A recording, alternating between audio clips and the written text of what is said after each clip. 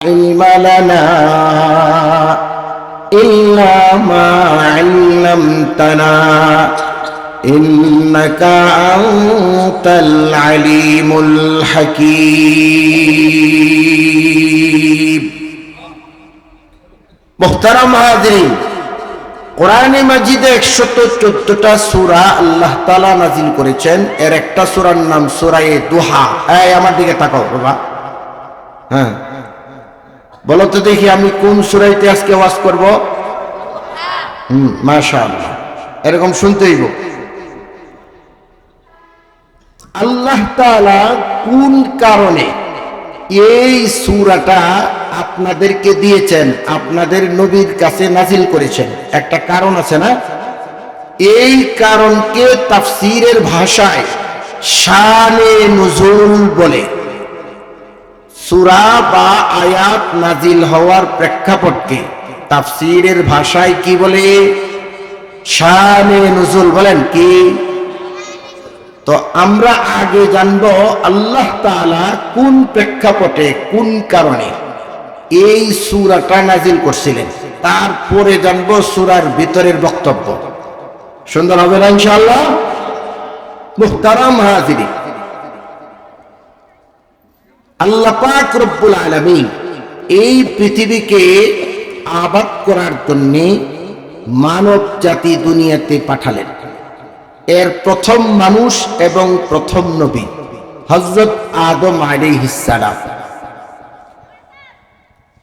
আল্লাহ পাক রব্বুল আলামিন ১৬ লক্ষ নবী রাসূলদের মধ্যে তিনার সবচেয়ে মাহবুব প্রিয় বন্ধু একজন পয়গম্বর, যিনি আখেরি নবী, আপনাদের নবী, সর্বশেষ নবী, সর্বশ্রেষ্ঠ নবী জনাবে মুহাম্মাদুর রাসূলুল্লাহ বলি সাল্লাল্লাহু আলাইহি ওয়াসাল্লাম কে দুনিয়াতে পাঠাবেন নবীদের সিরিয়ালে সবার পরে। প্রধান বক্তা সবার আগে আসে না সবার পরে? সবার পরে। নবীদের মধ্যে যিনি প্রধান, তিনি সবার আগে আসবেন না পরে? সর্বশেষ নবী তিনি, তিনার পরে আর কোন নবী নাই। প্রধান বক্তার পরে আর কোন বক্তা নাই। মুহতারাম হাজিরিন, আল্লাহ তাআলা আমাদের নবীকে দুনিয়াতে পাঠানোর ৩০০০ বছর আগে, ৩০০০ বছর আগে আমাদের নবীকে যে ভূমিতে, যে দেশে পাঠাবেন, ওই দেশটা ছিল মরুভূমি, বালু পাথর, গাছপালা নাই, মানুষের বসবাস নাই, পানি নাই। ওখানে মানুষ বসবাস করে না, পানি ছাড়া তো মানুষ বসবাস করতে পারে না, ওখানে কোনো কিছু হয় না। আল্লাহ তাআলা সিদ্ধান্ত নিলেন ওই মরুভূমিতে তিনার বন্ধুরে পাঠাইবেন। আচ্ছা বলেন, যদি আপনার কোনো বন্ধুরে দাওয়াত দিয়া মরুভূমির মধ্যে নিয়ে বসায় রাখেন, বন্ধু আপনার উপরে খুশি হইব না রাগ করব? তো আল্লাহ তাআলা তিনার বন্ধুকে যে জমিনে পাঠাবেন ওই জমিন মরুভূমি। এই জন্য আল্লাহ তাআলা ওই জমিনকে প্রস্তুত করার জন্য ৩০০০ বছর আগে, বন্ধুরে পাঠাবার ৩০০০ বছর আগে জমিনকে আবাদ করার জন্য, বসবাসের উপযোগী করার জন্য আল্লাহ তাআলা এক দলকে ওই জায়গায় পাঠিয়ে দিয়েছেন। সুবহানাল্লাহ। আপনারা জানেন আমাদের জাতির পিতা হযরত ইব্রাহিম আলাইহিস সালাম, বলেন তো দেখি কি? হযরত ইব্রাহিম আলাইহিস সালাম, ছাত্র বাবারা বলো, হযরত আলাইহিস সালাম, তিনি আমাদের জাতির পিতা। হযরত ইব্রাহিম আলাইহিস সালামের বয়স ৮০ বছর, কোন বর্ণনায় ১২০ বছর। ১২০ বছরের মানুষ যুবক না বুড়া? উনার দুইজন স্ত্রী, প্রথম জন হযরত সারা আলাইহাস সালাম, দ্বিতীয় জন হযরত হাজেরা আলাইহাস সালাম। দুইজনেই বুড়ি, একেবারে বুড়ি। ইব্রাহিম আলাইহিস সালাম বুড়া, বৃদ্ধ। আপনাদের এলাকার যারা মুরব্বী আছেন, যুবক ভাই আছেন, ছাত্র বাবাজিরা না, আপনাদেরকে জিজ্ঞাসা করি, যদি মহিলাদের প্রতি মাসে যে অসুস্থতা হয় এটা যদি বন্ধ হয়ে যায়, বুড়ি হয়, তখন কি তারা বাচ্চা দিতে পারে? পারে না। এবং পুরুষেরও যখন নির্দিষ্ট সময় চলে আসে, বয়োজ্যেষ্ঠ হয়ে যায়, এক সময় তারাও অক্ষম হয়। এইরকম ভাবে হযরত ইব্রাহিম আলাইহিস সালাম তিনিও একেবারে বৃদ্ধ বয়সে, যে বয়সে সন্তান হয় না। তিনার দুই স্ত্রী, দুইজনও একেবারে বৃদ্ধা, অসুস্থতা বন্ধ। এই অবস্থায় হঠাৎ করে তিনার দিলের ভিতরে একটা কল্পনা জাগ্রত হলো যে আমার পরবর্তী বংশমর্যাদা রক্ষা করার জন্য আর তো কেউ নাই, দেখি আল্লাহ তাআলার কাছে এই বয়সে একটা সন্তান চাইয়া দেয় কিনা। বুড়া বয়সে বুড়ি স্ত্রীদেরকে সাথে নিয়ে তিনি দোয়া করলেন, রব্বি হাবলি মিনাস সালিহিন,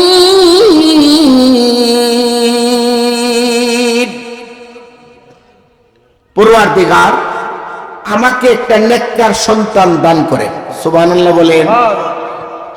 পয়গম্বর হযরত ইব্রাহিম আলাইহিস সালাম আল্লাহ তাআলার কাছে নেককার সন্তান চেয়ে প্রার্থনা করেছেন। আল্লাহ পাক রব্বুল আলামিন আল্লাহর খলিলকে সাথে সাথে অফার জানায় দিলেন, ফাবাশশারনাহু বিগুলামিন হালিম।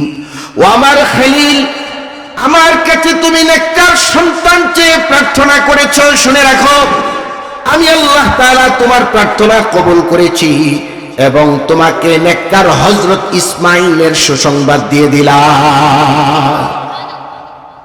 বন্ধুগণ আমার, হযরত ইব্রাহিম আলাইহিস সালামের দ্বিতীয় স্ত্রী হযরত হাজরা আলাইহিস সালামের গর্ভে আল্লাহ তাআলা প্রথম সন্তান দেন। সন্তানের নাম রেখেছেন হযরত ইসমাঈল আলাইহিস সালাম। বলেন হযরত ইসমাঈল। ইসমাঈল হলো ইব্রাহিম নবীর প্রথম সন্তান। কোন স্ত্রীর ঘরের? দ্বিতীয় স্ত্রীর ঘরের। বড়জনের কোন সন্তান আদি নাই। বড়জনের মনের ভিতরে ব্যথার কষ্ট। তিনি ছিলেন শাহজাদি, বাদশার মেয়ে। স্বামীকে ডেকে বলে, স্বামী গো, আল্লাহ তাআলা আমাকে সন্তান দেয় নাই। আমার সতীনের সন্তানটা দেখলে পরে আমার কলিজার মধ্যে কেমন জানি জ্বালা পোড়া হয়। এজন্য মেহেরবানি করে বাড়ি থেকে অন্যত্র তাদেরকে অন্য কোথাও রাখেন। আল্লাহ তাআলা এই দোয়াও তার কবুল করলেন। হযরত ইব্রাহিম আলাইহিস সালামকে আল্লাহ তাআলা জানায়া দিলেন, ও আমার খলিল, সারা যে কথা বলেছে আমি শুনেছি। তুমি তোমার কলিজার টুকরা সন্তান ইসমাঈল এবং বিবি হাজরাকে এই তোমার বাড়ি থেকে অনেক দূরে সেই জাজিরাতুল আরব বাইতুল্লাহ নিকটবর্তী এক জায়গায় রেখে আসো। হযরত ইব্রাহিম আলাইহিস সালাম রওনা করলেন উট নিয়ে। উটের পিঠে সন্তান এবং স্ত্রীকে সুয়ার করাইয়া নিজে উটের পৃষ্ঠে সুয়ার হয়ে রওনা করলেন। আল্লাহ তাআলার কাছে ফরিয়াদ করে বলে, ওগো রব্বুল আলামিন, সেই বাইতুল্লাহ কোথায়, জাজিরাতুল আরব কোথায়, আমি তো চিনি না, কিভাবে জানবো? আল্লাহ পাক জানায় দিলেন, ও আমার খলিল, আপনার উট যথাস্থানে আপনাকে নিয়ে যাবে। যাওয়ার পর সে সেখানে বসে পড়বে। আপনার উটটা যেখানে বসবে মনে করবেন সেইটাই হলো সেই জায়গা। জোরে বলি আল্লাহু আকবার। কয়েকদিন দিন রাত অতিবাহিত এইভাবে চলতে চলতে জাজিরাতুল আরব মক্কার এক পাহাড়ের পাশেই উটটা বসে পড়ল, যেখানে কোনো মানুষ নাই, জন নাই, গাছপালা নাই, পানির ব্যবস্থা নাই, বালুকণা আর পাথর। এই অবস্থায় স্ত্রী আর সন্তানকে অল্প কিছু পানি আর শুকনা কিছু খাবার দিয়ে হযরত ইব্রাহিম তাদের থেকে ফিরে আসতেছেন পুনরায় তার গন্তব্যের দিকে। হযরত ইব্রাহিম আলাইহিস সালাম যখন ছুটছেন, পেছনে পেছনে হযরতে হাজরা আলাইহিস সালাম তিনার স্ত্রী দৌড়াচ্ছেন আর ডেকে বলছেন, স্বামী, মনের অজান্তে কোনো অপরাধ করেছি কিনা, কি কারণে আমাদেরকে মরুভূমির মধ্যে ফেলে রেখে চলে যাচ্ছেন? আমাদের কোনো অন্যায় হয়েছে কিনা জানি না, একটু যদি বলতেন কি অপরাধ করেছি। হযরত ইব্রাহিমের কলিজা ফেটে যায়। বৃদ্ধ বয়সে কলিজার টুকরা সন্তানটাকে আল্লাহর হুকুমে মরুভূমির মধ্যে রেখে যাচ্ছেন, দিলের ভিতরে বড় ব্যথা। কিন্তু ইব্রাহিম তো আল্লাহর বন্ধু খলিল, আল্লাহ তাআলার পরীক্ষার সামনে সে সব কোরবানি দিতে পারে। আল্লাহু আকবার। হযরত ইব্রাহিম আলাইহিস সালাম পেছন দিকে স্ত্রী এবং সন্তানের দিকে তাকান না, চোখের মধ্যে পানি। স্ত্রী ডাইকে ডাইকে বলে, ওগো স্বামী, বৃদ্ধ বয়সে আল্লাহ তাআলার কাছে অনেক প্রার্থনা করে আকুতি করে কলিজার টুকরা সন্তানটাকে পাইলেন। এই সন্তানটার প্রতি তো আপনার মায়া আছে, সে তো কোনো অপরাধ করে নাই, কি জন্য তাকে এই মরুভূমির মধ্যে আমার সাথে ফেলে যাচ্ছেন? যদি একটু বলতেন। হযরত ইব্রাহিম কথা বলেন না। হযরতে হাজরা এইবার তিনার কথার পরিবর্তন করে ডেকে বলে, স্বামী গো, একবার এই কথাটুকু বলে যান, মরুভূমির মধ্যে আমাদেরকে ফেলে রাখার সিদ্ধান্তটা আপনার না আপনার রবের পক্ষ থেকে? যার জন্য একবার আপনি আগুনে ঝাঁপ দিয়েছিলেন, যে রবকে, মালিককে খুশি করার জন্য। হযরত ইব্রাহিম আলাইহিস সালাম শাহাদাত আঙ্গুলি আকাশের দিকে উঁচু করে ইশারা করে বললেন, ও আমার স্ত্রী হাজরা, এটা আমার পক্ষ থেকে সিদ্ধান্ত নয়, আমার রব্বুল আলামিনের পক্ষ থেকে সিদ্ধান্ত তোমাদেরকে এখানে রেখে যাওয়ার। জোরে বলি আল্লাহু আকবার।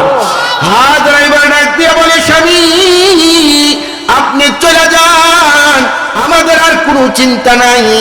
আল্লাহর পক্ষ থেকে যদি এই সিদ্ধান্ত হয়ে থাকে, আমাদের জন্য আল্লাহই যথেষ্ট। আল্লাহু আকবার। হযরত ইব্রাহিম আলাইহিস সালাম আরো দূরে চলে গেলেন। এবার পেছনের দিকে তাকিয়ে দেখলেন, স্ত্রীকেও দেখা যায় না, সন্তানকেও দেখা যায় না। হযরত ইব্রাহিম আলাইহিস সালাম দুটো হাত আকাশের দিকে উঠাইয়া আল্লাহ তাআলার কাছে ফরিয়াদ করে বলেন, রব্বানা ইন্নী আসকানতু মিন যুররিয়্যাতি বিওয়াদিন গায়রি যী যার'ইন ইনদা বাইতিকাল মুহাররাম রব্বানা লিয়ুকিমুস সালাতা ফাজ'আল আফইদাতাম মিনান নাস تهوي إليهم وارزقهم من الثمرات لعلهم يشكرون الله أكبر হযরত ইব্রাহিম আলাইহিস সালাম আকাশের দিকে হাত তুলে আল্লাহ তাআলার কাছে ফরিয়াদ করে বলে, ওগো পরওয়ারদিগার, আমার পরিবারের কয়েকজনকে আপনার ঘরখানায় কাবার পাশে রেখে গেলাম, তারা যেন নামাজ কায়েম করে, তাদের জন্য কিছু মানুষের দিল তাদের প্রতি রহম করে দিয়েন এবং তাদের জন্য ফলমূল দিয়া রিজকের ব্যবস্থা করে দেন, তারা যেন শুকরগুজার বান্দা হতে পারে। জোরে বলি আল্লাহু আকবার। এমন জায়গায় দাঁড়ায়া হযরত ইব্রাহিম সন্তান এবং স্ত্রীর জন্য ফলমূল দিয়া রিজকের জন্য দোয়া করেছেন। যেখানে ফল থাকবে দূরের কথা, সেখানে ফলের গাছ তো দূরের কথা, সাধারণ দুবলা গাছ পর্যন্ত ছিল না। ওই মরুভূমির মধ্যে কোনো পানির ব্যবস্থা নাই, এই জন্য গাছপালা গজায় না। মুফাসসিরিনে কেরাম তাফসীরে লেখেন, হযরত ইব্রাহিমের দোয়া আল্লাহ তাআলা এমন ভাবে কবুল করেছেন যে পৃথিবীর মানচিত্রে অনেক ফল আছে যা বাংলাদেশে হয়, আমেরিকাতে হয় না, আমেরিকাতে পাওয়া যায়, পাকিস্তানে পাওয়া যায় না। অনেক ফল আছে এরকম, কিন্তু পশ্চিম থেকে পূর্ব, পূর্ব থেকে পশ্চিম, উত্তর থেকে দক্ষিণ, পৃথিবীর মানচিত্রে যত দেশে যত ফল ফলবে, হযরতে ইব্রাহিমের দোয়ার বরকতে সমস্ত ফল বাইতুল্লাহর পাশে পাওয়া যাবে। হাজী সাহেব আয়েশা বলে যে, হুজুর, এমন কিছু ফল দেখেছি যা খাবো দূরের কথা, জীবনে দেখিও নাই, নাম তো জানি না। এমন ফল আল্লাহ তাআলা হযরতে ইব্রাহিমের দোয়ার বরকতে কিয়ামত পর্যন্ত ইব্রাহিমের সন্তানদের জন্য খানায়ে কাবার পাশে সরবরাহ করবেন। জোরে বলি সুবহানাল্লাহ। খাবার শেষ হয়ে যায় কয়েকদিনের মধ্যেই। হযরতে হাজরা সন্তানকে কি খাওয়াবেন, নিজে কি খাবেন, পেরেশান হয়ে যায়। সন্তানের গলা শুকায় যায়। হাজরা দূরে তাকায় দেখে পাহাড়ের মধ্যে কেমন জানি পানির একটু ঢেউয়ের মতো দেখা যায়। দৌড়ায় সেখানে গেলেন সাফা পাহাড়ে, গিয়ে দেখে পানি নয়, সেটা বালুকণা। বালুর মধ্যে রোদ্র যখন তাপ লেগেছে তখন মনে হয়েছে এখানে পানি আছে। আবার ওই জায়গার থেকে মারওয়া পাহাড়ে তাকে তাকায় দেখেন পানির মতো দেখা যায়। হযরত হাজরা কলিজার টুকরা শিশু ইসমাঈলকে বাইতুল্লাহর পাশে রাইখা সাফা আর মারওয়া পাহাড়ের মধ্যে দিকে 7 বার দৌড়াইছেন পানি আনার জন্য। আল্লাহ তাআলা তার দৌড়টাকে এমন কবুল করেছে, কিয়ামত পর্যন্ত সমস্ত হাজীদের জন্য হজ্জে বাইতুল্লাহর সফরে হাজরা 7 বার দৌড়ানোটাকে হাজীদের জন্য আল্লাহ তাআলা ওয়াজিব করে দিয়েছে। মুহতারাম হাজিরিন, সর্বশেষ বার আয়েশা দেখে কলিজার টুকরা হযরতে ইসমাঈল যেখানে শুয়ে আছেন ছোট্ট বাচ্চা, তার পায়ের নিকটবর্তী জায়গা থেকে পানি বের হইয়া চতুর্দিক গড়াচ্ছে। জোরে বলি আল্লাহু আকবার। হযরতে হাজরার সাথে সাথে পানিগুলাকে আটকাবার জন্য বালি দিয়া বাঁধ দিলেন, একটা পার বানলেন যাতে পানি না চলে যায়। তাও যখন পানি চলে যায় ওই সময় পানিকে থামাবার জন্য তিনি বললেন ঝম ঝম, থামো থামো। আল্লাহু আকবার বলি। এই যে জমজম হয়েছে এখনো পর্যন্ত হাজিরা সেই জমজম নিয়ে আসে এবং পান করে। আল্লাহ তাআলা জমজমে এত বরকত রেখেছেন, কোন ব্যক্তি যদি সহিহ নিয়তে জমজম পান করে কোন রোগের জন্য, এই জমজমকে কিয়ামত পর্যন্ত আল্লাহ তাআলা রোগের প্রতিষেধক বানিয়ে দিয়েছে। মুহতারাম হাজিরিন, হযরত ইব্রাহিম আলাইহিস সালামের প্রথম সন্তান দ্বিতীয় স্ত্রীর ঘরের হযরত ইসমাঈল। এর কিছুদিন পরে আল্লাহ তাআলা প্রথম স্ত্রী হযরত সারার ঘরেও সন্তান দিলেন, বুড়ি বৃদ্ধা বয়সে তিনারও সন্তান হলো।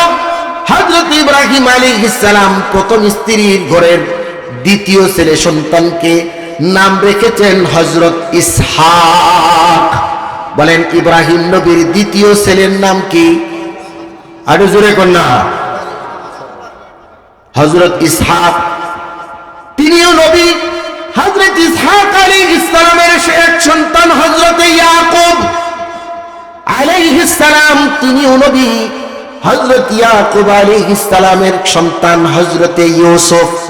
বলেন সাধারণ না নবী? জোরে কোন না? নবী, নবীর পরে ঘরেই নবী, নবীর ছেলেই নবী। এইভাবে বনি ইসরাইলের শাখায় আল্লাহ তাআলা হাজার হাজার নবী পাঠাইছে। জুড়ে বলি সুবহানাল্লাহ। বনি ইসরাইল কাকে বলে বাবা? হযরতে ইসহাক আলাইহিস সালামের যে সন্তান হযরত ইয়াকুব আলাইহিস সালাম, হিব্রুতে তিনার আরেকটা নাম ছিল ইসরাইল। এটা আরবি করলে হয় আব্দুল্লাহ, বাংলা করলে হয় আল্লাহর বান্দা। ইয়াকুব আলাইহিস সালাম থেকে হযরত ঈসা আলাইহিস সালাম পর্যন্ত এই পুরা নসবটাকে বলা হয় বনি ইসরাইল, মানে ইসরাইলের বংশধর। হযরত ইসহাক আলাইহিস সালামের বংশধর, যে বংশটা হযরত ইব্রাহিম নবীর দ্বিতীয় সন্তান হযরত ইসহাকের বংশ, এই বংশে আল্লাহ তাআলা হাজার হাজার নবী রাসূল পাঠাইছেন। কিন্তু হযরত ইব্রাহিম নবীর প্রথম সন্তান হযরত ইসমাঈল আলাইহিস সালাম, এই হাজার হাজার বছরের ভিতরে আল্লাহ তাআলা ইসমাঈল আলাইহিস সালামের বংশে একজন নবীও পাঠান নাই।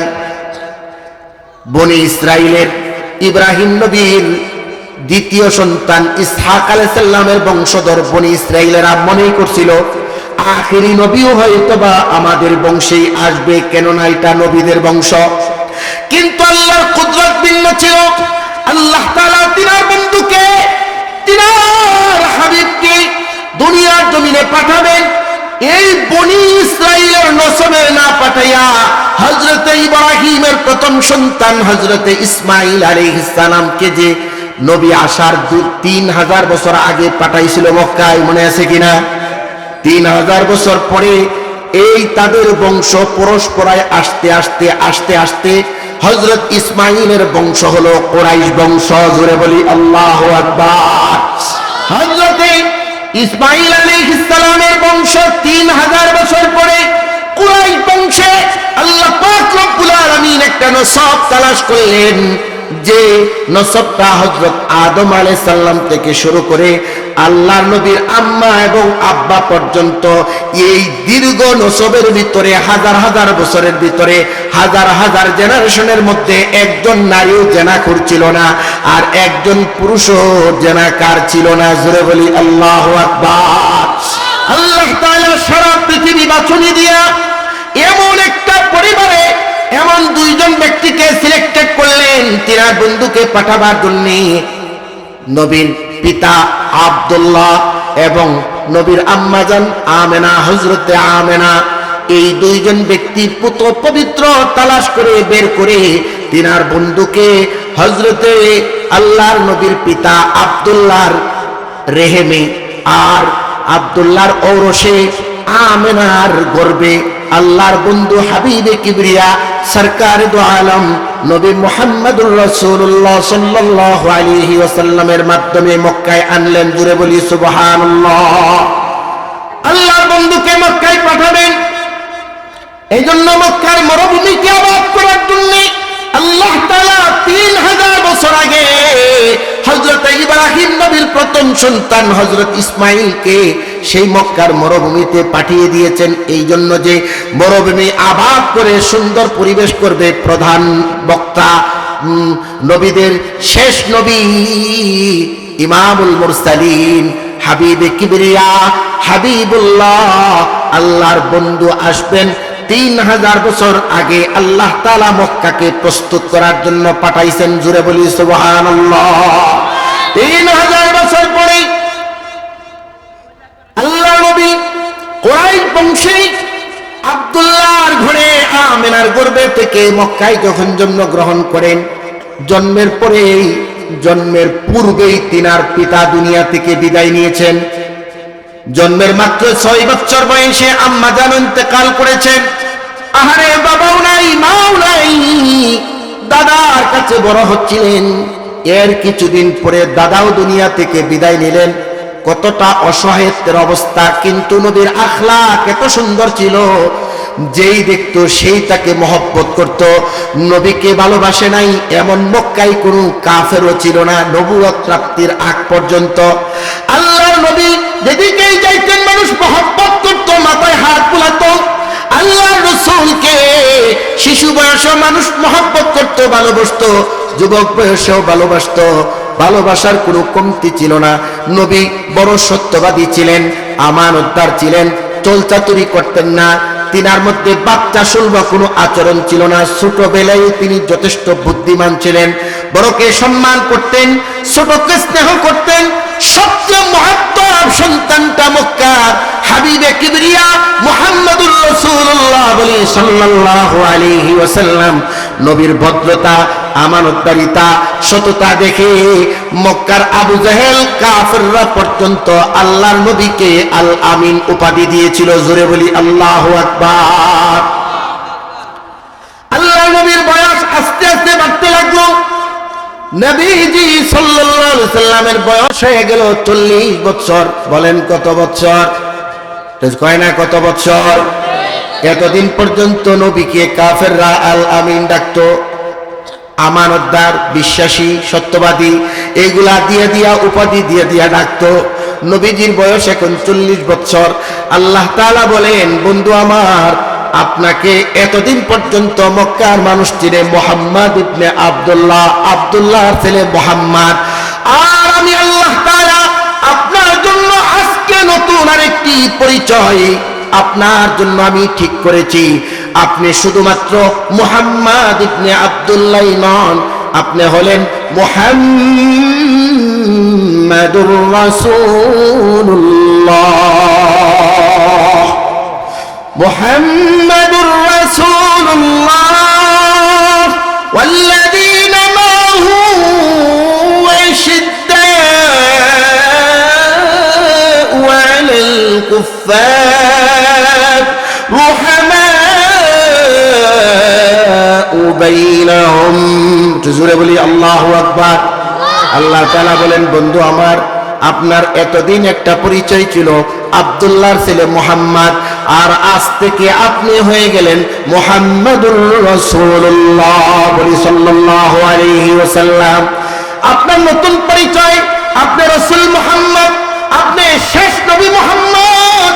আপনার কেবলমাত্র আব্দুল্লাহর ছেলে মুহাম্মদ আপনার এই পরিচয় না, আপনার সবচেয়ে বড় পরিচয় হলো আপনি মুহাম্মাদুর রাসূলুল্লাহ। বক্তারপুরের মানুষ একটু বলেন, আপনাদের এটা কি পৌরসভা? হ্যাঁ, পৌরসভার যে এই ওয়ার্ডের কাউন্সিলর আছে, যিনি কাউন্সিলর ছিলেন না তখন যখন পাশ করে নাই, ঠিক আছে, তো পাশ করার পরে তিনার এই ওয়ার্ডের যে দায়িত্ব আছে, পাশ করার আগে কি ছিল না, কারণ কাউন্সিলরের চেয়ারের কিছু দায়িত্ব আছে না নাই, কয় না? মুহতারাম হাজিরিন, আল্লাহর নবী যখন নবী হয়ে গেলেন, নবুয়তের কিছু দায়িত্ব আছে যা 40 বছর পর্যন্ত আল্লাহর নবী ছিলেন না। এই জন্য মানুষকে নামাজের কথাও বলেন নাই, রোজার কথাও বলেন নাই, হজ্জে বাইতুল্লাহর কথাও বলেন নাই। শুধুমাত্র নিজেকে প্রস্তুত করেছেন, নিজে সত্যবাদী, আমানতদার, বিশ্বাসী, এগুলা নিজেকে নিজে প্রস্তুত করেছেন। আর কাউকে ধর্ম পালন করার কথা বলেন নাই, এই জন্য সবাই তাকে মহব্বত করে ভালোবাসে। আর যেই মাত্র আল্লাহ নবী হয়েছেন, নবুয়ত প্রাপ্তির পরে আল্লাহ তাআলা আল্লাহর হাবিবকে ডাইকা বলে, ইয়া আইয়ুহার রাসূল বাল্লিগ মা উনজিলা ইলাইকা মির রাব্বিক ওয়া ইন লাম তাফআল ফামা বাল্লাগতা রিসালাতা আল্লাহু ইয়াসিমুকা মিনান নাস। আল্লাহু আকবার।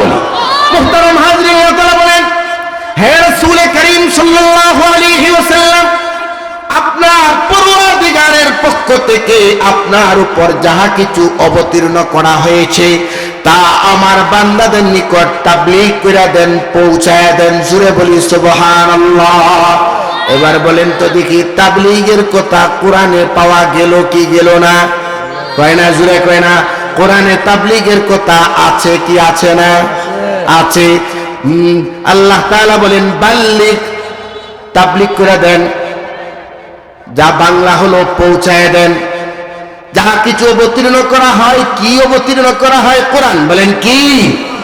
কোরআনের যত আয়াত, যত সূরা যা আছে সবগুলো আমার বান্দাদের নিকট পৌঁছায় দেন। নামাজের আয়াতটাও পৌঁছান, রোজার কথাটাও পৌঁছান, হজ্জে বাইতুল্লাহর কথাও পৌঁছান, চুরি করলে হাত কাটতে হবে এই আয়াতটাও আমার বান্দাদের নিকট তাবলীগ করে দেন। আল্লাহু আকবার বলি। কিন্তু আমাদের বড় ঝামেলা, নামাজের ওয়াজ করলে মজা লাগে, রোজার ওয়াজ করলে মজা লাগে, কিন্তু চুরি করলে হাত কাটতে হবে এই ওয়াজ শুনলে পরে কিছু মানুষের জ্বালা পোড়া হয়। কথা বলেন ঠিক কিনা? মুহতারাম হাজিরিন, আল্লাহ নবীকে আল্লাহ তাআলা তাবলীগের দায়িত্ব দিয়েছেন।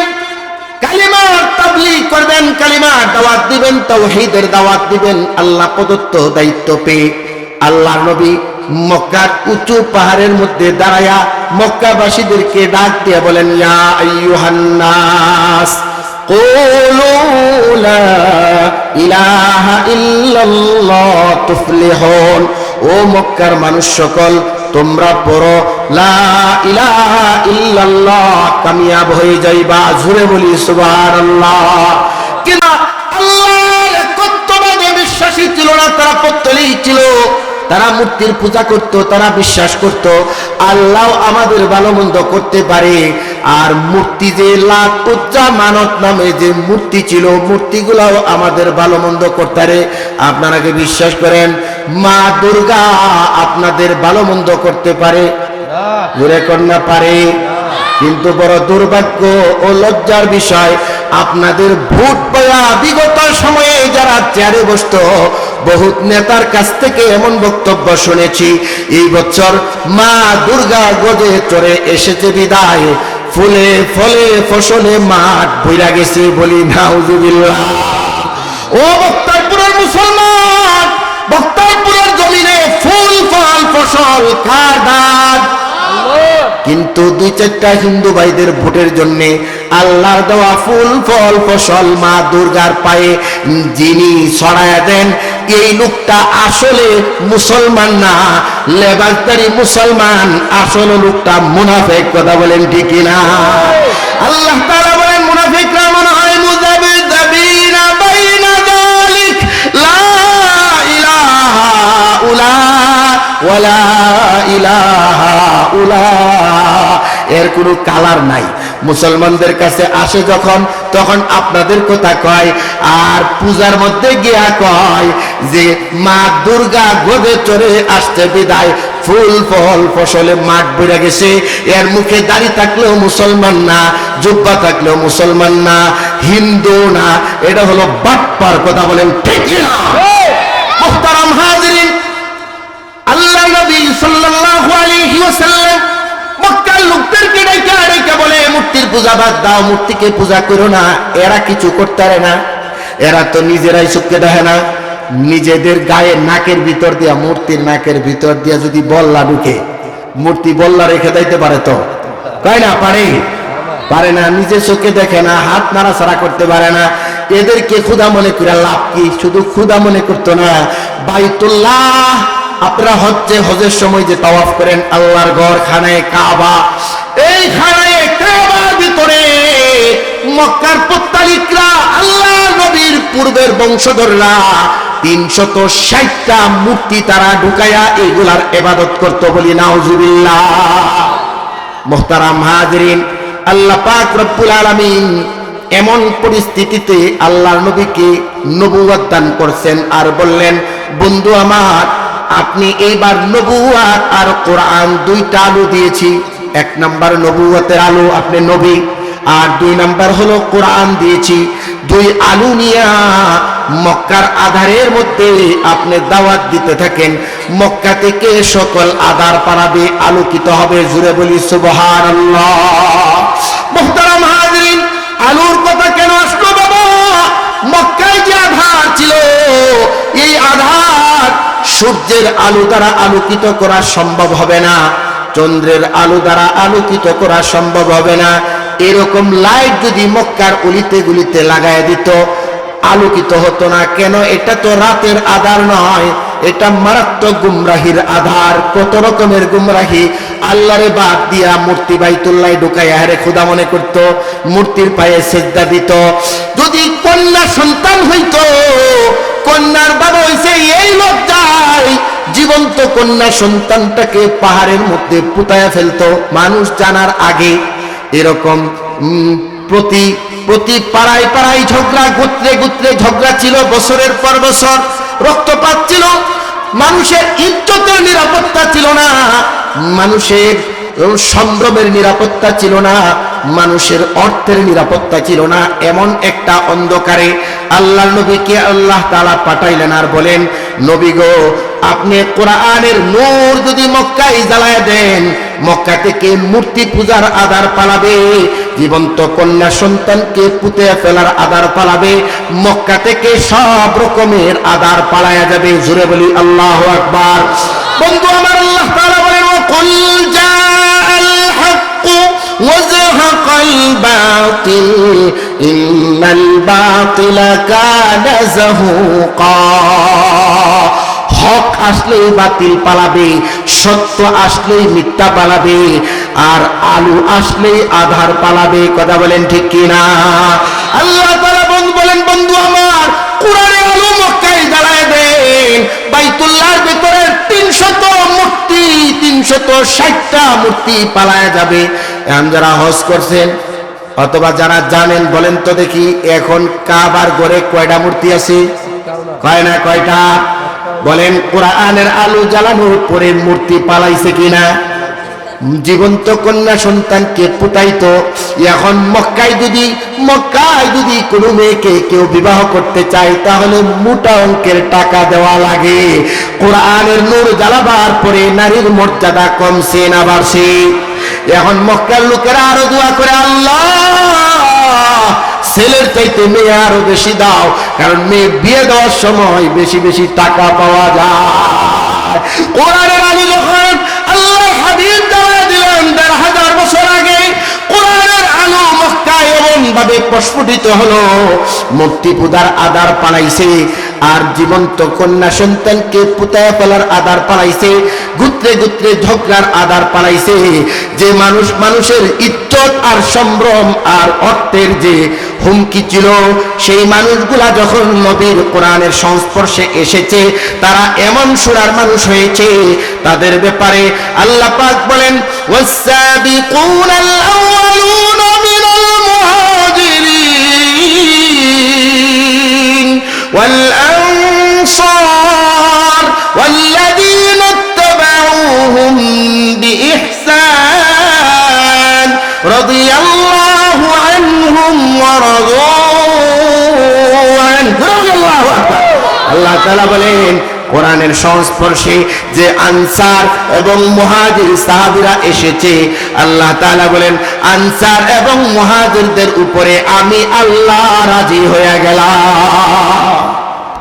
মুহতারাম হাজিরিন, আল্লাহর নবী যখন মক্কার অলিতে গলিতে কোরআনের দাওয়াত দেয়, কালিমার দাওয়াত দেয়, আবু জাহেল চিন্তা করলো মানুষ যেভাবে মুহাম্মাদের কাছে হাত রেখে কালিমা গ্রহণ করছে, নতুন ধর্মের ধিক্কার নিচ্ছে, এইভাবে যদি মানুষ মুহাম্মাদের ধর্ম গ্রহণ করতে থাকে তাহলে আমাদের লাভ উজ্জা মানতকে পূজা দেওয়ার কেউ থাকবে না, আমাদের বাপদাদার ধর্মের 12টা বেজে যাবে।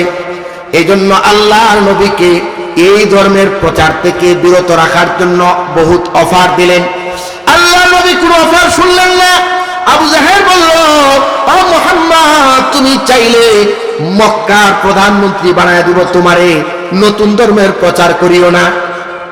আল্লাহ নবী বলেন না, বলে তুমি চাইলে মক্কার সবচাইতে সুন্দরীকে তোমার কাছে বিয়ে দিব, নতুন ধর্মের প্রচার বাদ দিয়ে দাও। নবীজি বলেন না। এরপর আবু জাহেল বলে, তুমি গরিব মানুষ, গোটা মক্কা নগরীতে চান্দা উঠাইয়া মক্কার সবচাইতে ধনী বানায় দিব তোমারে, যদি নতুন ধর্মের প্রচার বাদ দিয়ে দাও। আল্লাহ নবী বলেন, চাচা এগুলো তো দূরের কথা, আকাশের চাঁদ যদি এক হাতে তুলে দেন আর এক হাতে যদি সূর্যটা তুলে দেন, তারপরেও আমি মুহাম্মদ এক মুহূর্তের জন্য কালিমার তাবলীগ করা বন্ধ করব না। এইবার আবু জাহেল নতুন কৌশল করল, মুহাম্মদকে কিভাবে থামানো যায়, এই জন্য তারা সলা পরামর্শ করে সিদ্ধান্ত নিল, পূর্ববর্তী ইহুদিদের কাছে আমরা পরামর্শ নিব, তার কাছ থেকে আমাদের বাপ দাদার ধর্মটা কি করে রক্ষা করা যায়। আবু জাহেল একটা টিম নিয়ে গেল মদিনায়। এক ইহুদি পণ্ডিতের সাথে পরামর্শ করলো, ডাক দিয়া বলল, পণ্ডিতজি, আমাদের মক্কায় এক যুবক, নাম তার মুহাম্মদ, সে বলে সে নবী এবং নতুন ধর্মের প্রচার করে, বলে তার কাছে কোরআন নাজিল হয়, আমাদের বাপ দাদার ধর্মের 12টা বেজে যাচ্ছে, আপনি যদি আমাদের ধর্মটা রক্ষা করতেন। যে ইহুদির কাছে গেছে, এই ইহুদি ডাক দিয়া বলে, কি বলছো? ওই যুবকের নাম কি? কয় মুহাম্মদ। কয় তার বাবার নাম কি? আব্দুল্লাহ। জোরে কন্যা আল্লাহু আকবার। ওই পণ্ডিত কয় তার মার নাম কি? আমেনা। তার দাদার নাম কি? Abdul Muttalib. সে কি কুরাইশ বংশের? কয় হুঁকো, আপনি তো সব জানেন। আল্লাহু আকবার কইতেন না? জানবে না কেন? আল্লাহ তাআলা পূর্ববর্তী সকল কিতাবের মধ্যে তিনার বন্ধুর অফার দিয়েছেন। জুড়ে বলি সুবহানাল্লাহ।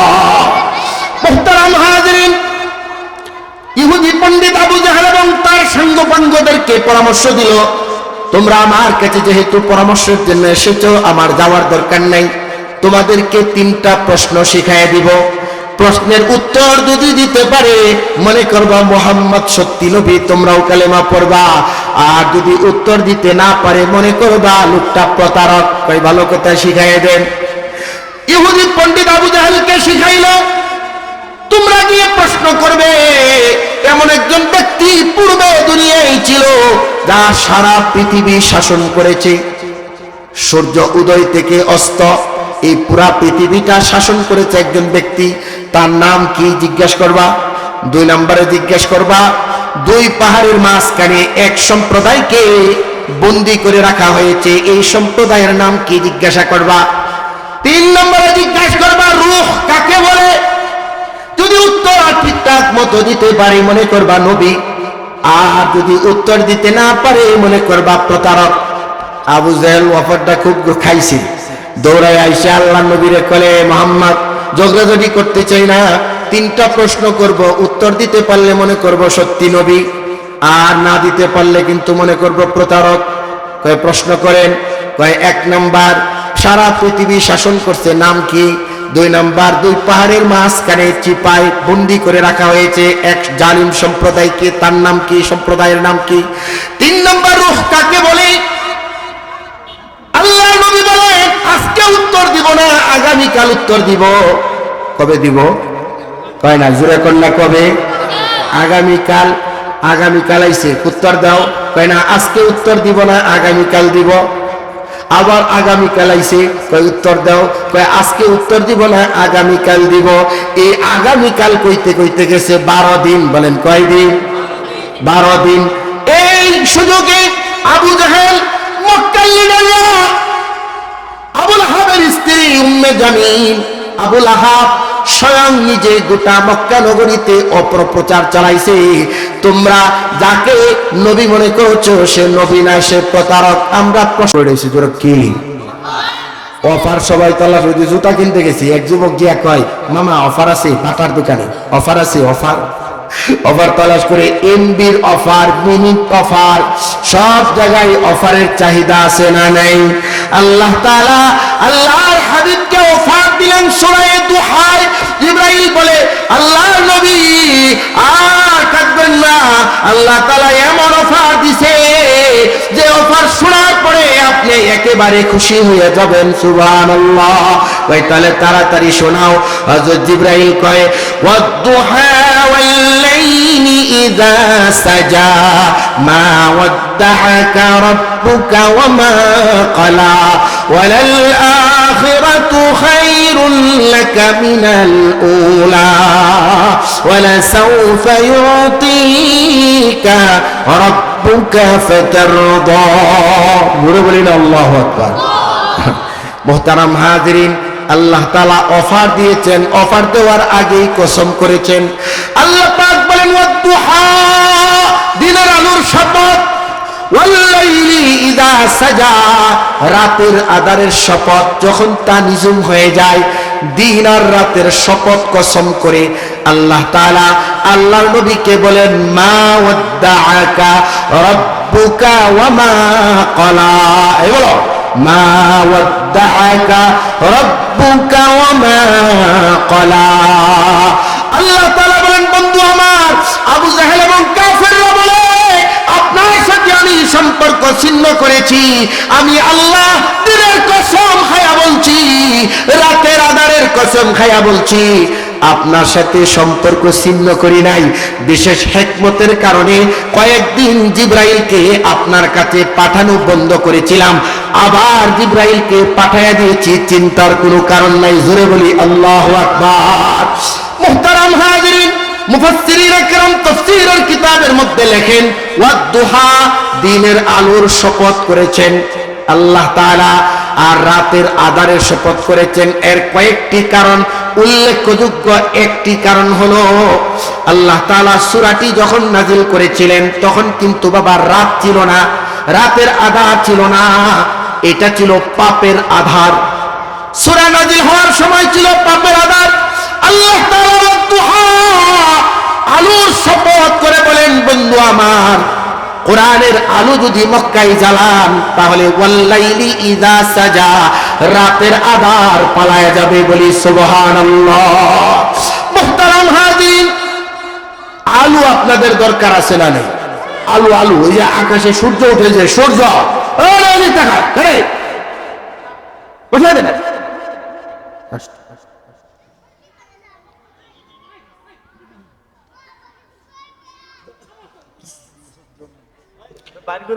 মুহতারাম হাজিরিন, বলেন আকাশের সূর্য, বক্তারপুরের মানুষের সূর্যের দরকার আছে না নাই? আছে। চাঁদের আলোর দরকার আছে না নাই? আছে। কিন্তু এই যে এরম লাইটের দরকার আছে না? হয় না? আছে না? আপনাদের এই যে চার রাস্তার আশপাশে যে ঘুমালে চুরি ডাকাতি হয় আমরা তো শুনি। আচ্ছা বলেন, এই লাইট আপনাদের আজকে ক্ষতি না উপকার? উপকার। কিন্তু আজকে যিনি চুরি করবেন চার রাস্তার মোড়ে, ওই জায়গার মধ্যে যে খাম্বির মধ্যে লাইট জ্বালায় রাখছে, ওই লাইটটা তার জন্য ভালো লাগতেছে না খারাপ? আচ্ছা, লাইটের কি দোষ? নাকি লাইটের দোষ, না তার চরিত্র খারাপ?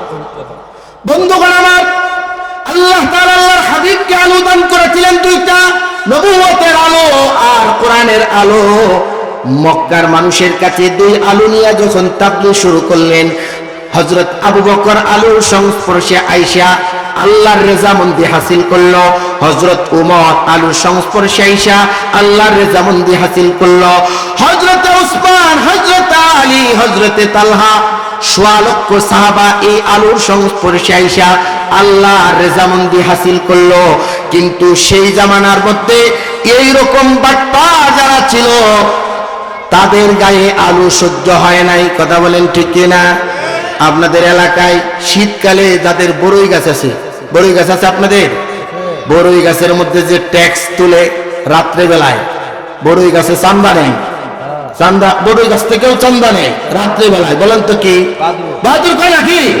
বাহাদুর কলা খায় চুরি করে, বড়ই খায়, আরো কত ফল পাকড়া খায়। বাদুর কিন্তু বাবা সূর্যের আলো সহ্য করতে পারে না।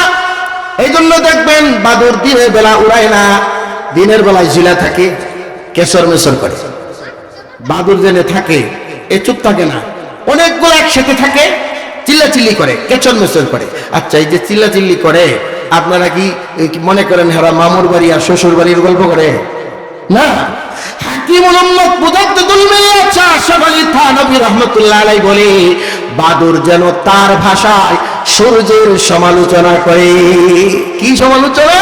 পাহাড়ে আকাশের মধ্যে কিসের আলো, বাতি জ্বলে গেল, ওই বাতি জ্বলার কারণে আমার চোখ আন্ধা হয়ে গেছে।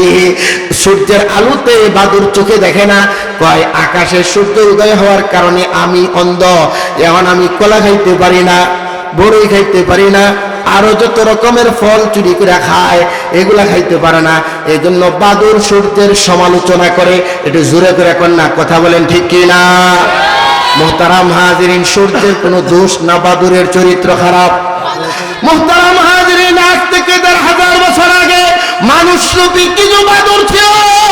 আল্লাহ নবী যখন জীবন্ত কন্যা সন্তানকে পুঁতে ফেলার বিরুদ্ধে আলো জ্বালা দিলেন, কোরআনের মূর্তি পূজার বিরুদ্ধে আলো জ্বালাইলেন কোরআনের তাওহীদের, তখন সেই জামানার মানুষ রূপী বাদুর যারা ছিল, তারা কিন্তু বাবা কোরআনের আলোর বিরুদ্ধে ষড়যন্ত্র করেছে এবং আল্লাহর নবীর বিরুদ্ধেও ষড়যন্ত্র করেছিল। কথা বলুন ঠিক কিনা? সেই বাদুরগুলা ওই জামানায় মইরা শেষ হয়ে গেছে, এখন আর নাই নাকি? না আছে? কথা কয় না। এই যুবক ভাই, কোন নাকি আছে না নাই?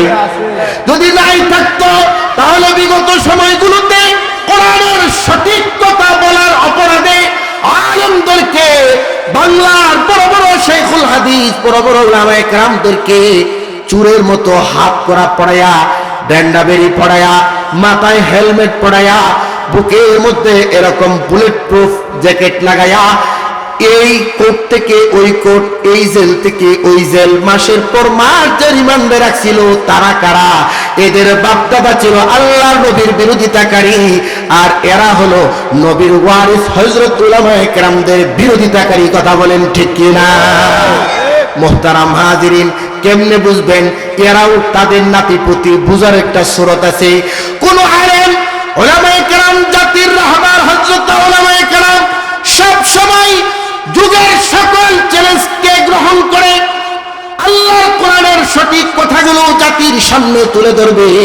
কোরআনের কথাগুলো যাদের গায়ে সহ্য হবে না, বুঝতে হবে এরাও হলো ১৫০০ বছর আগে মানুষরূপী যে বাদর ছিল তাদের এই নাতিপুতি। কথা বলেন ঠিক কিনা?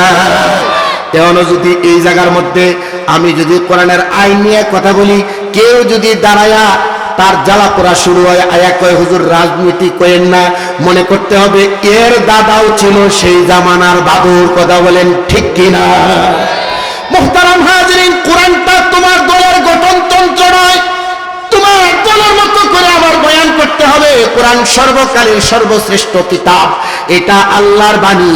তোমার দলের গঠনতন্ত্র এই আছে এই নাই, এটা পরিবর্তনশীল।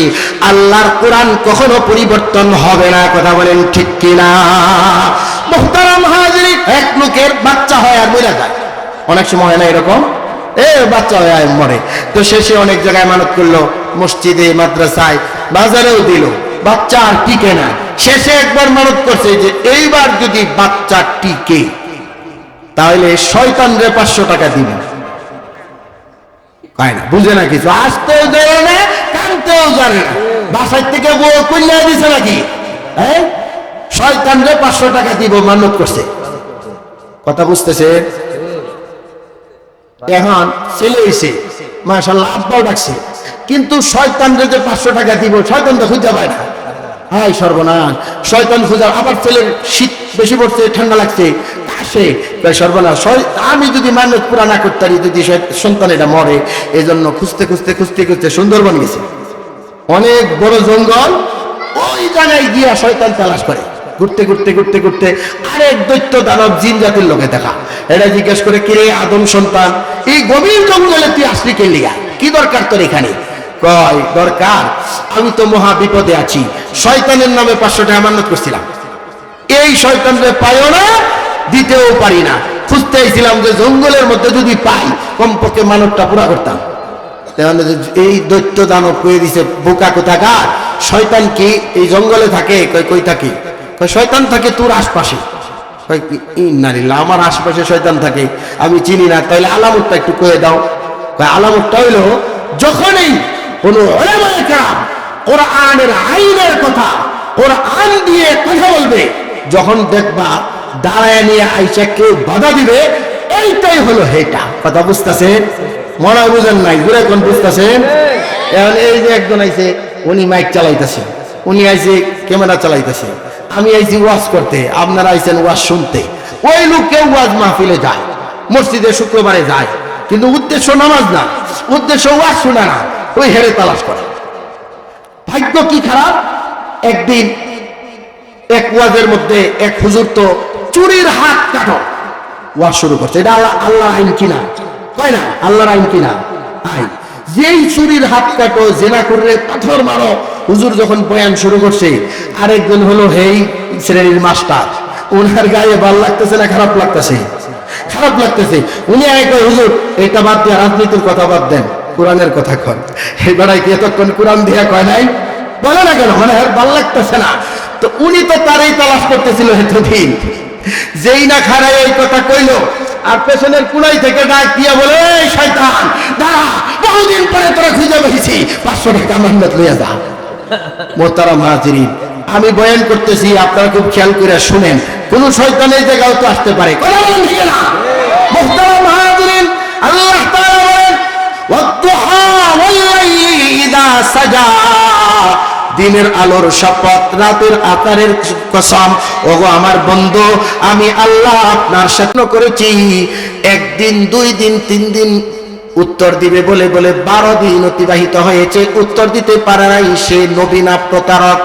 আবু লাহাবের স্ত্রী উম্মে জামিল আল্লাহ নবীর কাছে আইসা ডাইকা বলে, মুহাম্মদ, তোমার কাছে যে শয়তানটা আসতো, মানে জিবরাইল, বলি নাউজুবিল্লাহ, সেটা নাকি আসে না? তোমারে আল্লাহ বাদ দিয়ে দিছে তোমার সাথে সম্পর্ক। এই কথাগুলা বলতো, নবীজিকে কষ্ট দিত। নবীজি বললেন আগামীকাল উত্তর দিব।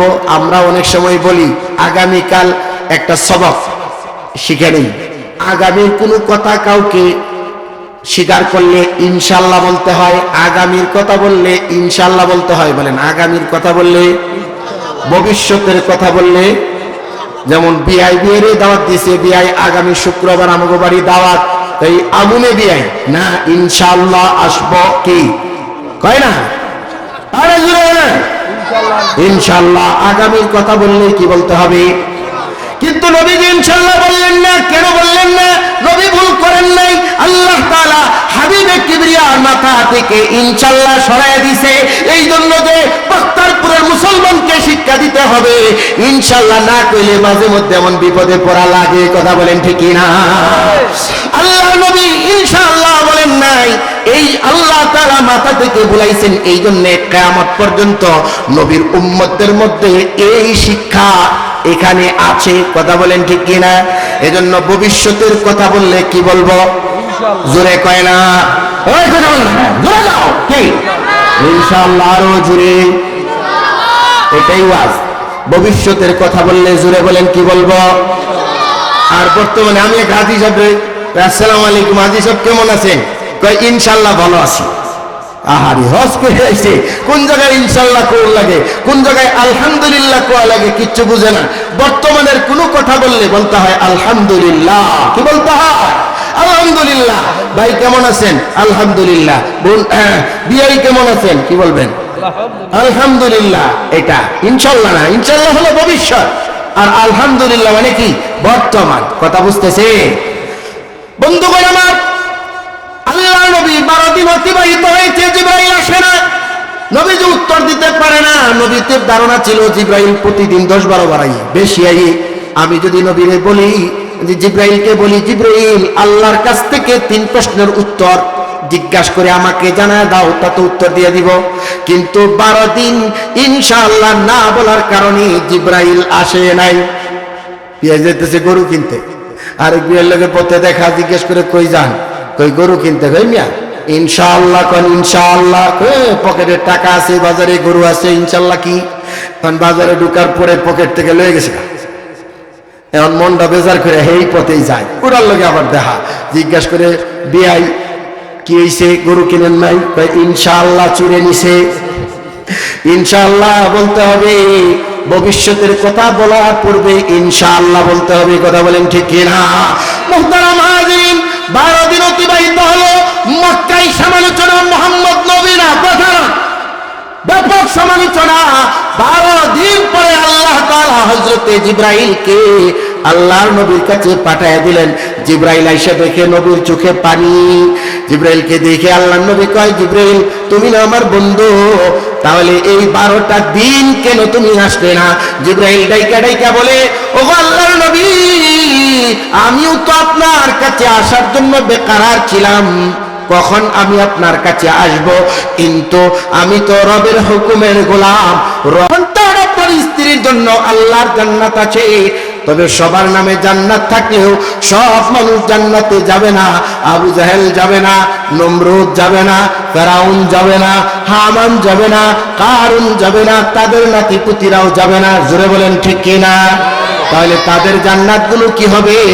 আপনারা যারা কোরআন প্রেমিক, আপনারা যারা আলেম প্রেমিক, আপনারা যারা আল্লাহর কোরআনকে মহব্বত করেন, ভালোবাসেন, আপনাদের জন্য নিজের জান্নাত তো আল্লাহ তাআলা দিবেনই, এবং আবু জাহেল, নমরুদ, হামান, ফেরাউনের জান্নাতটাও আপনাদের মতো কোরআন প্রেমিকদেরকে আল্লাহ তাআলা বোনাস দিয়ে দিবে। জোরে বলি সুবহানাল্লাহ। আল্লাহ তাআলা বলেন, ওয়ালাল আখিরাতু খায়রুল লাকা মিনাল উলা।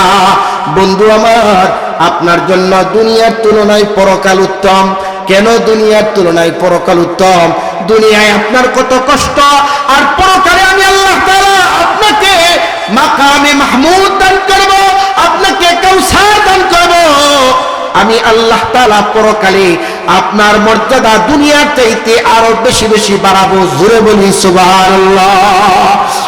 মুফাসসিরিন একরাম তাফসীরের মধ্যে লেখেন, ওয়ালাল আখিরাতু খায়রুল লাকা মিনাল উলা। আল্লাহ তাআলা যেন বলেন, বন্ধু আমার, আপনার জন্য প্রথম জীবনের তুলনায় পরের জীবন উত্তম। আপনার জন্য মক্কি জীবনের তুলনায় মদিনার জীবন উত্তম। কেন?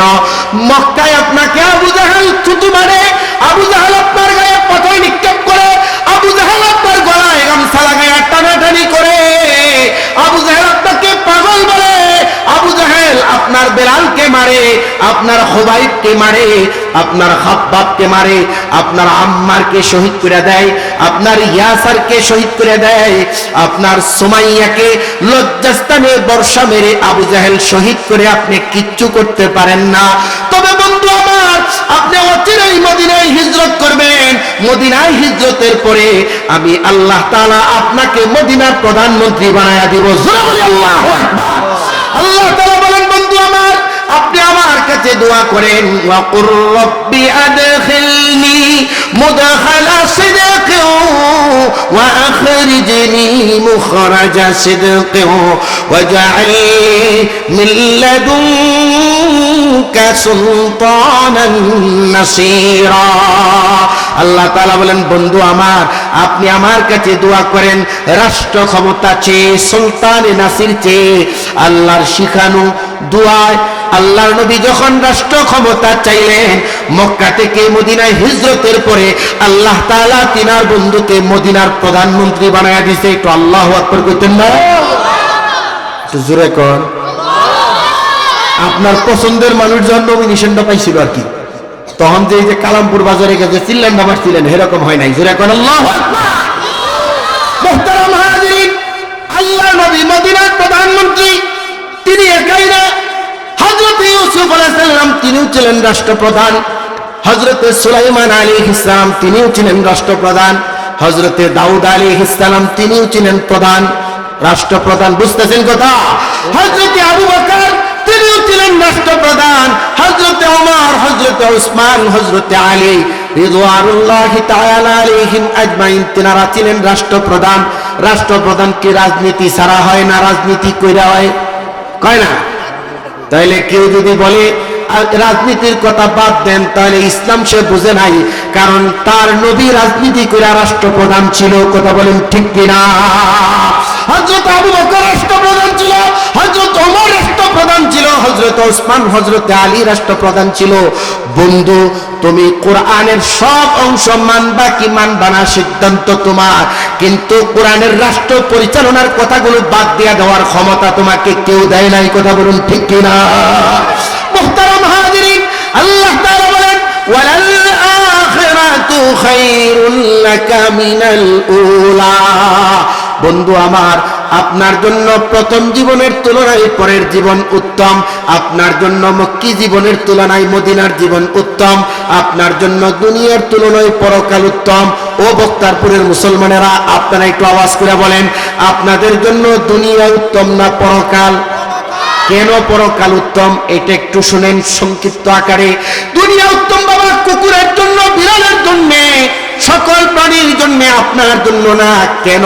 এই জন্য আপনাদের বক্তারপুরের যত মসজিদ আছে, কালিয়াকুরের যত ওলামায়ে কেরাম আছে, কোনোদিন কি এমন ওয়াজ কেউ করছে যে আপনার প্রতিবেশীর একটা বিড়াল আইসা আপনার ঘরের দুধ চুরি করে খাইছে, এই জন্য বিড়ালের কবিরা গুনাহ হইছে? কেউ কয়?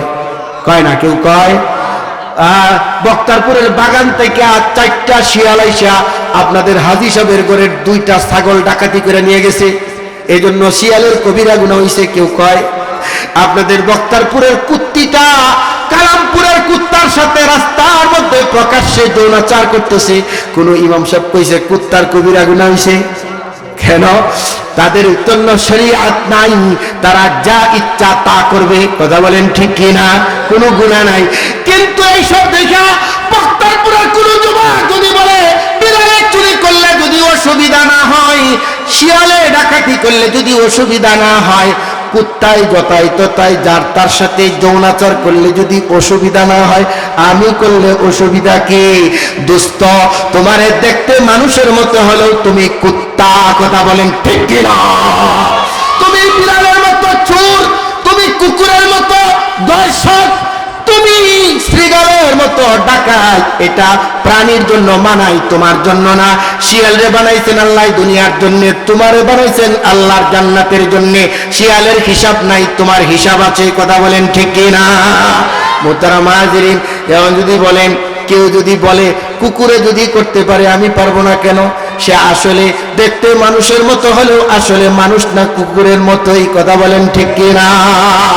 বন্ধুগণ আমার, যদি কোনো ব্যক্তি এই যে আপনাদের অ্যাপেক্স থেকে বেতন হওয়ার পরে এরকম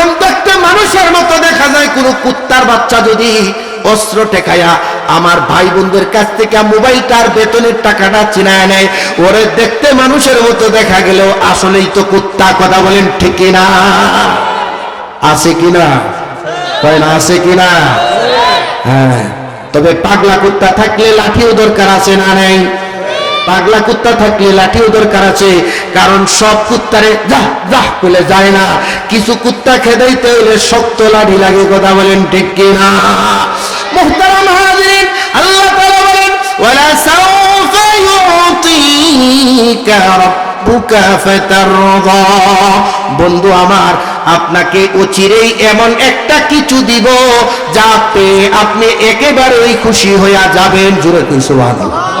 মহিলারা শুনলে মানিজ্য যেত না? জোরে কোন সুবহানাল্লাহ। মুহতারাম হাজিরিন, আল্লাহ নবী কয় আল্লাহ আপনি আমারে খুশি করবেন, তাহলে শুনে রাখেন, আমার বক্তারপুরের একটা উম্মত যদি জাহান্নামে থাকে, গাজীপুর জেলার বাংলাদেশের সারা পৃথিবীর একটা উম্মত যদি আমার জাহান্নামে থাকে, ততক্ষণ পর্যন্ত আমি খুশি হব না। আল্লাহ কয় বন্ধু আপনারে খুশি করব। নবী বলে আমার উম্মত জাহান্নামে থাকলে খুশি হব না। কথা বুঝতেছে? তার মানে হলো এখন থেকে, আজকে থেকে আর বক্তারপুরের মানুষের নামাজ, রোজা, হজ, যাকাত, হারাম হালালের কোনো দরকার নেই, কারণ তার নবী তো তারে ছাড়া বেহেশতে যাবে না। বন্ধু আমার, সামনে বন্ধু আমার, আল্লাহ নবী বলেন আমার একটা উম্মত যদি জাহান্নামে থাকে আমি খুশি হব না। একটা উম্মত বলেন নাকি? একটা কয় না? একটা মানুষও না, একটা উম্মত। একটা উম্মত। উম্মত কাকে বলে? ভাই তোমার শয়তান টাইনা ধরে রাখছে, আইবা কেমনে? লা হাওলা ওয়ালা কুওয়াতা কয় সামনে আয় বড়। আসুন আসুন বলেন। আরে এই যুবক ভাই, এই একটু খুঁজা দেন না, তোমার খুব ভালো লাগতেছে, সামনে আইও, তোমার দেখি একটু পিছে খা। গানের মঞ্চে, যাত্রার মঞ্চে কার ঘাড়ে পাড়া দিব, কার মাথায় পাড়া দিব, সামনে যায়। আর কোরআন হাদিসের মাহফিলে নামাজের কাতারে খালি পিছনে পিছনে থাকে। কেন জানেন? এটাকে শয়তান টাইনে ধরে রাখছে। কথা বলেন ঠিক না? সামনে বইলে পড়ে কথাগুলা যদি দিলের কান দিয়া শুনে, এমন একটা কথা তার কলিজায় ঢুকতে যাইব যে কথার কারণে তার জিন্দেগীর গুনাহ মাফ হয়ে যাবে, সে হেদায়েতের রাস্তায় উঠতে যাইব, শয়তানের ক্ষতি হইব। এই জন্য টাইনা ধরে রাখে যেন সে সামনে না যাইতে পারে। কথা বলেন ঠিক না? এই জন্য সামনের কাতার হলো ফেরেশতাদের কাতার, সামনে বসলে ফজিলত বেশি, নামাজের সামনের কাতারে সওয়াব বেশি। সুবহানাল্লাহ। মুহতারাম হাজিরিন, আল্লাহ নবী বলেন আমার একটা উম্মত জাহান্নামে থাকতে আমি খুশি হব না। একটা উম্মত। উম্মত কারে কয়? আল্লাহর নবী যে উম্মতের কথা বলছেন সার সংক্ষেপ ব্যাখ্যা হলো নবীর মতে যার মত সেই নবীর উম্মত। আমিও কই আপনারা কোন? নবীর মতে যার মত। এটা আওয়াজ করে কোন না? নবীর মতে যার মত। আপনারা নবীর উম্মত তো? এবার একটু শোনেন, কষ্ট লাগতে পারে। নবীর মতে যার মত সেই হলো নবীর খাঁটি উম্মত। তাহলে নবীর খাঁটি উম্মত গিয়া সেলুনের মধ্যে ঢুকিয়া চুল কাটার সময় এই কথা কি কই, তারে আমার মেসি কাটিং করে দাও। মেসি কাটিং কোন নবীর কাটিং? কথা বুঝতেছে না? এটা কোন নবীর কাটিং না। নবীর মতে যার মত, তার মানে হইল মাথা থেকে পা পর্যন্ত গোটা দেহের মধ্যে নবীর মত থাকতে হবে। কথা বলেন ঠিক কিনা?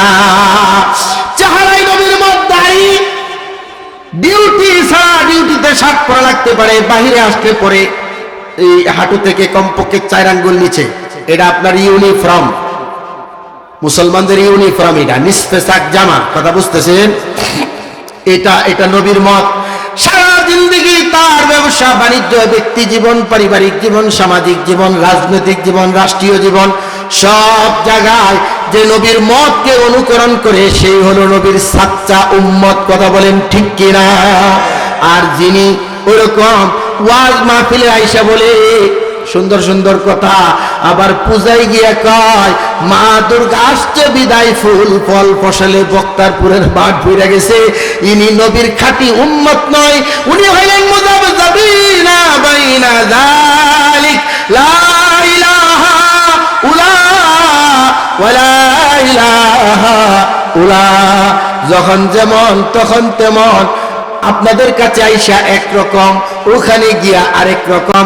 এই লোকটা আসলে নবীর খাঁটি উম্মত নয়, বরং প্রতারক। কথা বলেন ঠিক কিনা? আপনার যেদিক ভাল লাগে সেদিক যান গা। আপনারা হাতে পায়ে ধরে রাখছে কেডায়? কথা বলেন ঠিক কিনা? যদি ওইটা মজা লাগে মা দুর্গা হলে যান গা আপনি। আপনার হাত পা ধরে আটকায় রাখছে কে? কিন্তু দুই জায়গায় এইসব ভণ্ডামি করলে কিন্তু আমরা ছাড় দিব না। মুহতারাম হাজিরিন, আল্লাহ তাআলা বলেন ওয়ালাসাউফা ইউতিকা রাব্বুকা ফাতারদা। বন্ধু আমার, আপনাকে এমন কিছু দিব আপনি খুশি হইবেন। কয় কি দিবেন? কয় আবু জাহেল এবং কাফেররা আপনারে কয় আপনি নির্বংশ, আপনার কোনো বংশ নাই। ওগো আমার বন্ধু, আপনি শুনে রাখেন, আমি আল্লাহ তাআলা এমন সন্তান আপনাকে দিব, আপনার মান মর্যাদা কিয়ামত পর্যন্ত সুনাম তারা করবে। আপনার সুনামের মতো এত সুনাম পৃথিবীতে আর থাকবে না। ইন্না আতাইনাকাল কাউসার, আমি আপনাকে কাউসার পরিমাণ রূহানি উম্মত নামে রূহানি সন্তান দান করব। জোরে কই সুবহানাল্লাহ।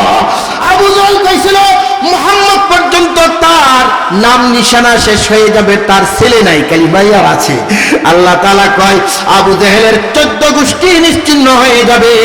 কেউ কোনোদিন আবু জাহেল নামে কারো সন্তানের নাম রাখবে না। আপনারা কেউ আবু জাহেল নাম রাখছেন? দুনিয়ার হাজী সাহেব আবু জাহেল বাড়িতে পায়খানা করব। আল্লাহু আকবার। বাইতুল্লাহ তাওয়াফ করা যেমন ইবাদত, আবু জাহেলের চরিত্রের উপরে ঘৃণা করে ওর বাড়িতে পায়খানা করা এটাও কিন্তু শরিয়াত। কথা বলেন ঠিক না? মুহতারাম হাজিরিন, আল্লাহ তাআলা বলেন বন্ধু আমার, আবু জাহেল কয় আপনার সন্তান নাই, আপনার সুনাম কে করবে? আমি আল্লাহ আপনারে এত সন্তান দিব। আপনার জীবদ্দশায় আপনার সন্তানের সংখ্যা হলো ১৬ লক্ষ। নবী জীবদ্দশায় সাহাবী পাইছিলেন ১৬ লক্ষ। বলেন কত? ১৬ লক্ষ। বর্তমান সময়ে সারা পৃথিবীতে নবীর উম্মতের সংখ্যা মানে মুসলমানের সংখ্যা ২০০ কোটি। কত? কয় না কত? ২০০ কোটি। এই ১৫০০ বছরের ভিতরে কত উম্মত গেল আর আসলো কেউ হিসাব করছে? সমস্ত মুসলমানেরা নবীর প্রশংসা করে কি করে না? নামাজ রোজা কম করলেও নবীর নাম শোনার পরে বলে সাল্লাল্লাহু আলাইহি ওয়াসাল্লাম। কথা বলেন ঠিক কি না? নবীর মিলাদ পড়ে, নবীকে মহব্বত করে, নবীকে ভালোবাসে। নামাজ রোজা কম করলেও নবীর প্রেম আর মহব্বত আর ভালোবাসা প্রত্যেক মুসলমানের কলিজার মধ্যে আছে না? না। আল্লাহ তাআলা বলেন বন্ধু আমার, আবু জাহেল কয় আপনার ছেলে নাই, আমি আপনাকে আপনার জীবদ্দশায় ১৬ লক্ষ ১৫০০ বছরের ভিতরে কত কোটি গেল? বর্তমান পৃথিবীতে ২০০ কোটি। কিয়ামত পর্যন্ত মুসলমান কতজন আসবে আর যাবে কেউ হিসাব করতে পারবে না। আল্লাহ তাআলা বলেন আবু জাহেল কয় আপনার সন্তান নাই, আমি বললাম ইন্না আতাইনাকাল কাউসার, আপনার সন্তান অগণিত। আল্লাহু আকবার। এত সন্তান দিব, আবু জাহেলের ১৪ গোষ্ঠী গুণনা শেষ করতে পারবো? পারবে না। মুহতারাম হাজিরিন, আল্লাহ তাআলা বলেন বন্ধু আমার শুধু তাই নাই, পরকালে আমি আল্লাহ তাআলা আপনাকে দান করব ইন্না আতাইনাকাল কাউসার, কাউসার দান করব। এটা বরকতি পানি। একবার আল্লাহর হাবিবের কাছ থেকে যিনি পান করবেন, জান্নাতে ঢোকার আগ পর্যন্ত তার কোনো পিপাসা হবে না। আপনারা কাউসার খাইতে রাজি আছেন তো? কয় না, রাজি না? কইতেছে কাউসার খায় কি হইব? সামনে ভোট দিব, ৫০০ টাকা দিয়ে দিব। জোরে এখন কাউসার পাইতে রাজি আছেন? চাইলেই দিত না। নবীর মত তার চেহারায় থাকতে হবে, জিন্দেগিতে থাকতে হবে, নবীর মতে চলতে হবে, তাহলে নবীর কাছ থেকে কাউসার পাওয়া যাবে। সহজে বোঝার জন্য আপনি মনে করেন এই বর্তমান সামনে যে নির্বাচন আইতেছে, নির্বাচনে ধানের শীষের একটা মিছিল, পিঠের মধ্যে ধানের শীষের ছবি দেওয়া, ধানের শীষের যে এমপি প্রার্থী আমার মজিবুর ভাই, উনি একটা মিছিল ডাক দিছে। যেমন সবাই মিছিল করার পরে হুন্ডা মিছিল, এখন মিছিলের পরে হুন্ডাওয়ালা ১০০০ করে টাকা দিতেছে, মনে করেন তাই না? এরকম খরচ তো আছে, দিতেছে। আরেকজনের ছবিতে নৌকার ছবি, গেঞ্জিতে যে পড়ছে এটা নৌকার ছবি।